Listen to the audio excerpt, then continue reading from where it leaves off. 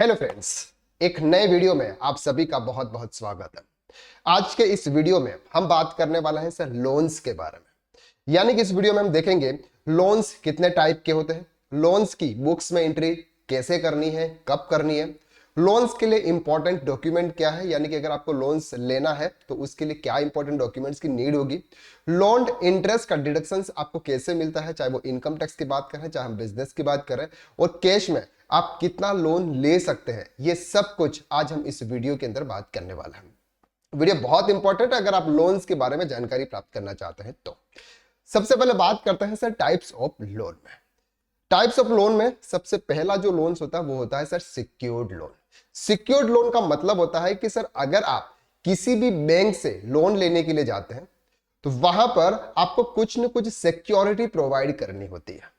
That means कि sir अगर आप कोई भी बिजनेस लोन लेना चाहते हैं तो वहां पर आप अपनी कोई एसेट्स होती है, उस एसेट्स के डॉक्यूमेंट्स आप वहां पर आपको देने हैं, तो ओरिजिनल बिल्स आपको देने होते हैं।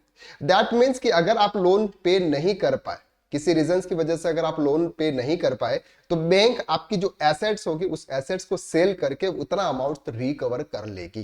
That's called secured loan. Secured loan की अगर हम बात करते हैं तो होम लोन जो होता है सर सिक्योर्ड लोन में आता है। आपका बिजनेस में कोई लोन होता है बिजनेस लोन, वो आपका सिक्योर्ड लोन। मॉर्गेज लोन जो होता है वो आपका सिक्योर्ड लोन में आता है। सेकंड हम बात करते हैं सर अनसिक्योर्ड लोन की। अनसिक्योर्ड लोन का मतलब होता है कि अगर आप किसी से भी लोन लेते हैं तो वहां पर आपको कोई भी सिक्योरिटी प्रोवाइड नहीं करनी होती है।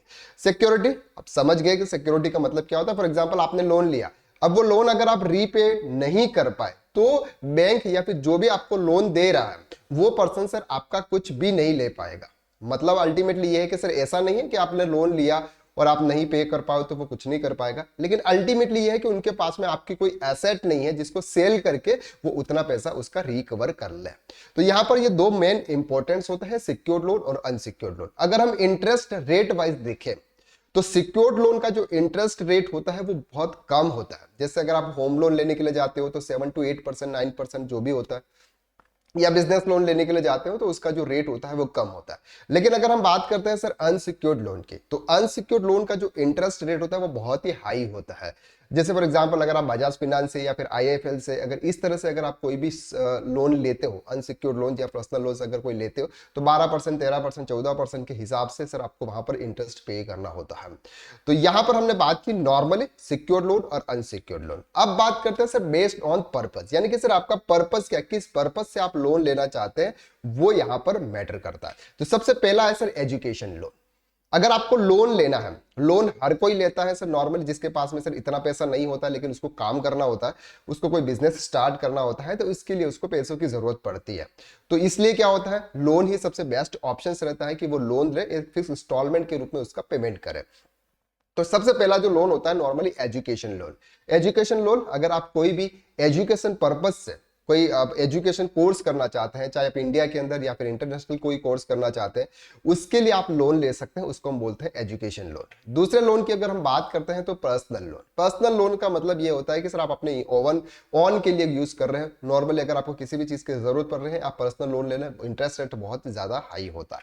इसके बाद बात करते हैं व्हीकल लोन। अगर आपने कोई कार परचेस की या फिर आपने कोई भी दूसरा व्हीकल परचेस किया, चाहे आपने मोटरसाइकिल, बाइक, एक्टिवा, कुछ भी आपने परचेस किया, उसको परचेस करने के लिए आप कुछ अमाउंट्स डाउन पेमेंट करते हैं, फिर और बाद में उसके ऊपर लोन हो जाता है। अल्टीमेटली आप मार्केट में जितनी भी बड़ी बड़ी कार्स देखते हैं, आपको ये ऐसा देखने में लगता है कि सर देखो कितनी मस्त कार है, उसमें ये लोग घूम रहे हैं, लेकिन अल्टीमेटली सर उन कार के ऊपर लोन होता है, उस कार के ऊपर जो लाइबिलिटीज होती है वो उनको पे करनी होती है। तो हर कोई कार एक से पूरा अमाउंट पे पे की हुई नहीं होती है, उसके ऊपर भी लोन होता है।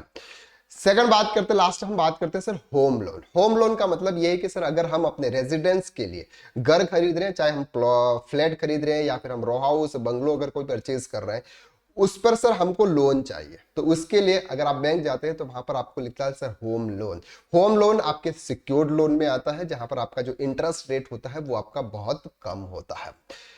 अब होम लोन के अलावा सर एक और लोन जिसका हम बात करते हैं बिजनेस लोन। बिजनेस अगर आप कोई भी करते हैं, बिजनेस में अगर आपको वर्किंग कैपिटल्स की नीड होती है तो उसके लिए आप लोन लेते हैं, जिसको हम बोलते हैं बिजनेस लोन। तो यहां पर सर हमने टाइप्स ऑफ लोन के बारे में समझ लिया। अब बात करते हैं सर लोन की बुक्स में एंट्री कैसे होती है। लोन की बुक्स में एंट्री करने की जरूरत हमको कब पड़ती है। अगर हम बात करते हैं फॉर एग्जांपल सैलरीड एम्प्लॉय की, कोई सैलरीड एम्प्लॉई है और उसने अगर कोई लोन लिया हुआ है, चाहे वो पर्सनल लोन लिया हुआ है, चाहे उसने होम लोन लिया हुआ है, चाहे उसने एजुकेशन लोन लिया हुआ है, तो उसको कहीं पर भी बुक्स में शो करने की जरूरत नहीं होती, क्योंकि उसकी बुक्स ही नहीं बनती है। क्लियर हो गया पहली चीज। तो सैलरीड एम्प्लॉय के लिए अगर कोई भी लोन लेता है तो उसको कहीं भी शो नहीं करना है, उसकी कोई बुक्स ही नहीं बनेगी।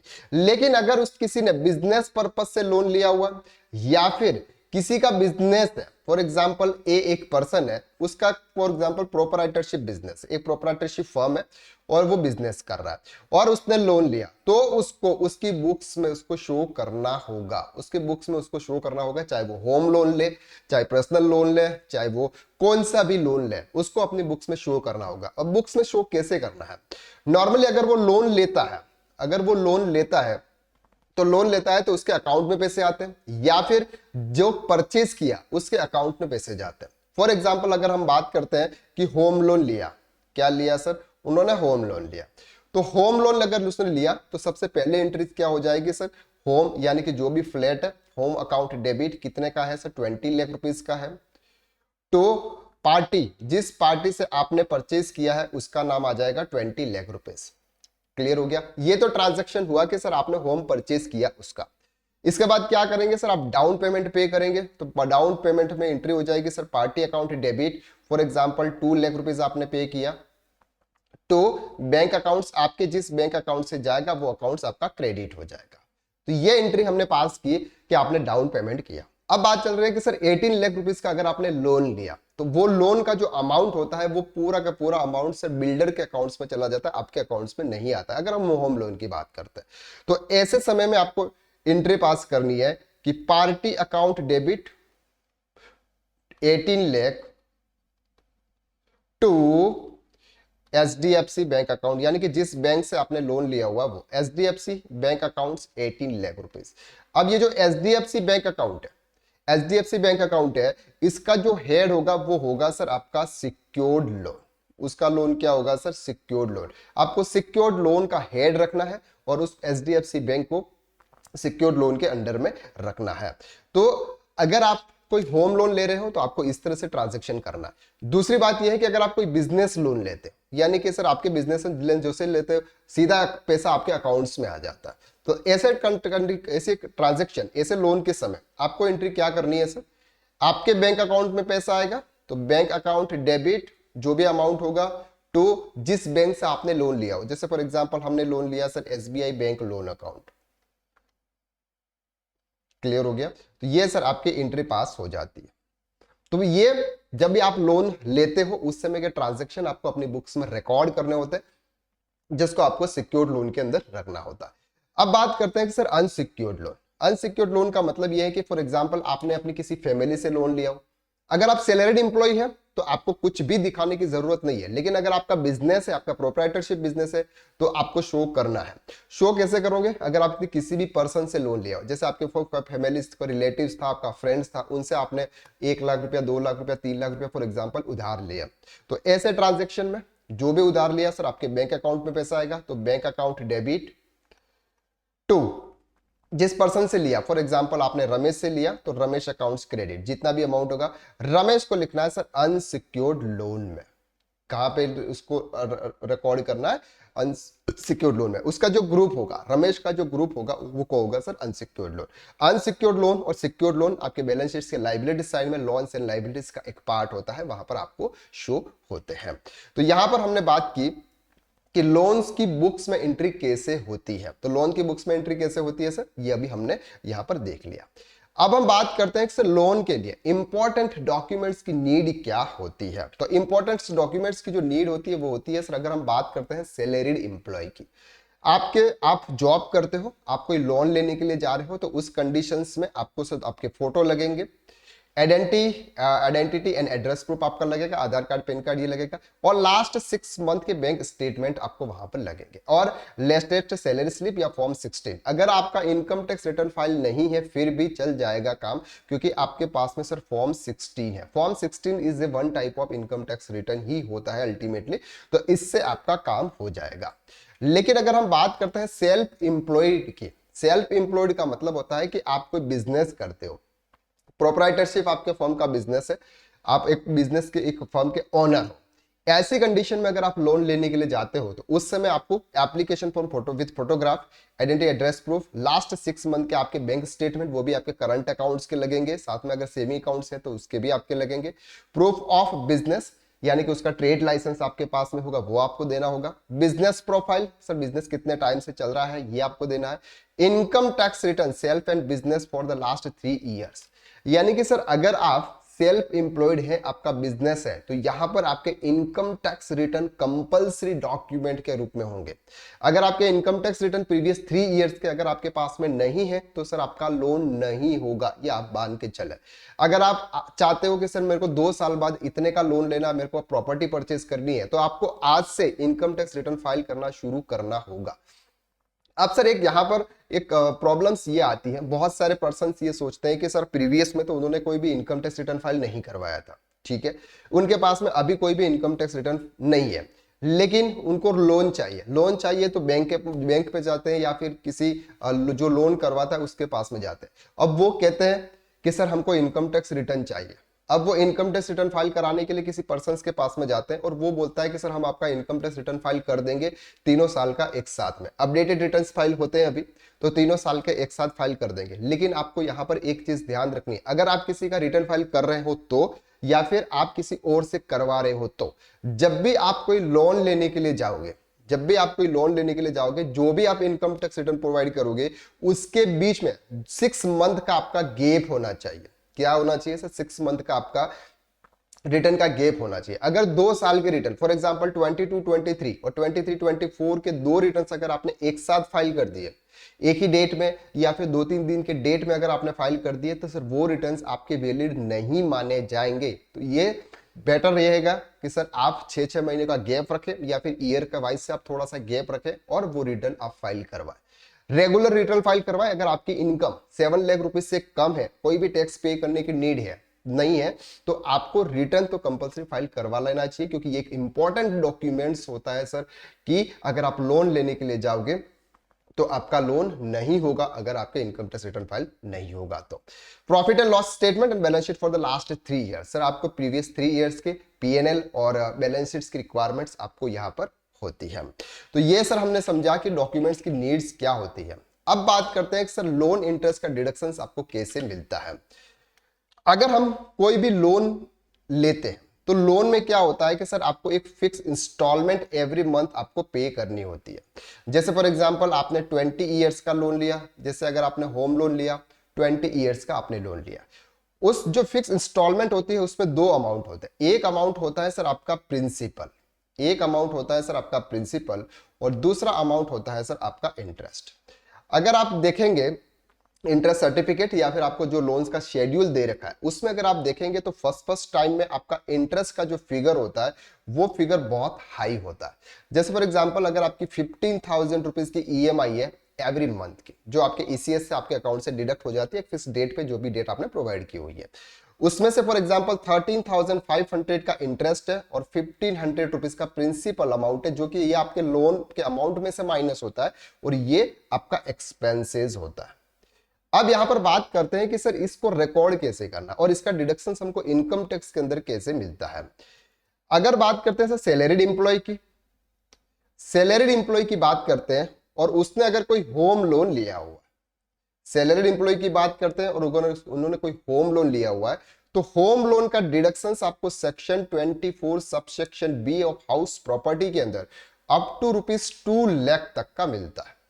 यानी कि अगर आपने होम लोन लिया हुआ, चाहे आप सेल्फ एम्प्लॉयड पर्सन है या फिर आप सैलरीड एम्प्लॉय है, दोनों है, दोनों में अगर आप होम लोन लेते हो, होम लोन का जो भी आप इंटरेस्ट पे करते हो उसका डिडक्शन 2 लाख रुपीज तक मिलता है अगर आपकी प्रॉपर्टी आपकी जो प्रॉपर्टी हाउस प्रॉपर्टी जो है वो सेल्फ ऑक्यूपाइड है।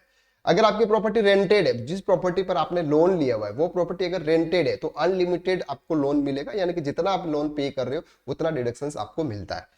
अगर यहां पर बात करते हैं सर न्यू टैक्स रिजाइम और ओल्ड टैक्स रिजाइम में, तो ओल्ड टैक्स रिजाइम्स में आपको सेल्फ ऑक्यूपाइड के इंटरेस्ट पे कर रहे हो तो उस पर लोन मिले, इंटरेस्ट मिलेगा, इंटरेस्ट पर डिडक्शंस मिलेगा। लेकिन अगर आप न्यू टैक्स रिजाइम में जाते हो और आपने जिस प्रॉपर्टी पर होम लोन लिया हुआ है उसका इंटरेस्ट पे करे, वो प्रॉपर्टी आपकी सेल्फ ऑक्यूपाइड है, तो ये डिडक्शंस आपको न्यू टैक्स रिजाइम में नहीं मिलेगा।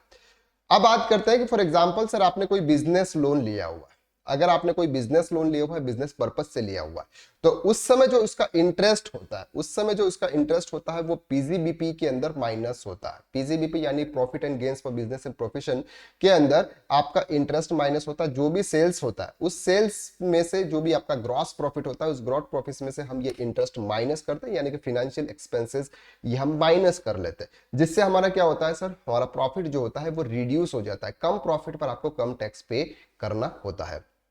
तो यहां पर हमने इनकम टैक्स के अंदर डिडक्शंस आपको होम लोन इंटरेस्ट का या फिर किसी अदर लोन का डिडक्शंस आपको कैसे मिलता है, ये हमने यहां पर बात की।